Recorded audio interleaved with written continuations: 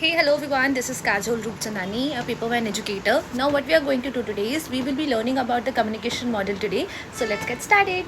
So, we will be understanding the Aristotle model today. Alright, it is the first model of the communication which is considered as the oldest model. Here, we have the speaker who will give the speech for a particular occasion to the target audience to have a certain kind of effect.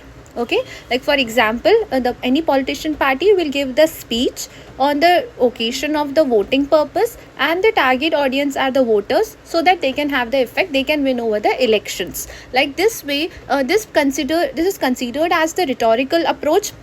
All right, and always remember, when they are asking for the Aristotle model and they are mentioning the rhetorical approach, it is the thumbs up thing, and it is considered as the flowery in nature. And this model was particularly used for the mass communication to achieve any specific result. All right, the goal is to influence the people, to get them under their control, to manipulate them, so that we can achieve certain kind of effect. Apart from that, Aristotle model has the three elements in it. The first one is ethos, second is pathos, and third one is the logos. Ethos is related with the credibility of the speaker. The speaker should be the one you can trust upon, right? Pathos is considered as the audience, like how the audience can be, have the emotions, what things they are actually having in their mind.